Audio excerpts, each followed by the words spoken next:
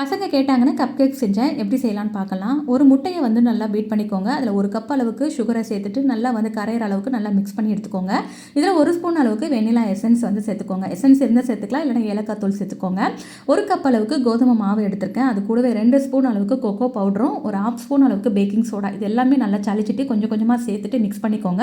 ரொம்ப கெட்டியாக இருந்துச்சு அப்படின்னா 2 ஸ்பூன் அளவுக்கு பாலையும் சேர்த்து நல்லா மிக்ஸ் பண்ணிக்கோங்க.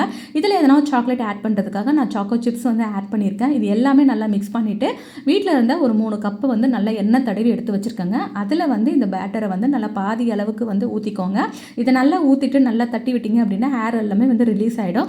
அதுக்கப்புறம் குக்கரை வந்து ப்ரீ ஹீட் பண்ணிக்கோங்க. ஒரு 10 மினிட்ஸ் நல்லா ஹீட் பண்ணிவிட்டு அதில் ஒரு ஸ்டாண்டை வச்சுட்டு அதுக்கு மேலே ஒரு தட்டு வச்சு இந்த கப்பை தூக்கி வச்சுருங்க. அந்த மூடியில் இருக்கக்கூடிய கேஸ்கெட்டு விசில் இதை ரிமூவ் பண்ணிவிட்டு க்ளோஸ் பண்ணிவிடுங்க. ஒரு 30 மினிட்ஸ் குக் பண்ணிங்க அப்படிங்க சூப்பராக வந்து ரெடி ஆகிடும். உள்ளே நல்லா ஸ்பாஞ்சாகவும் சாக்லேட்டியாகவும் இருக்கும். ட்ரை பண்ணி பாருங்கள். வீடியோ பிடிச்சிருந்தா லைக் பண்ணிக்கோங்க. தேங்க்ஸ்.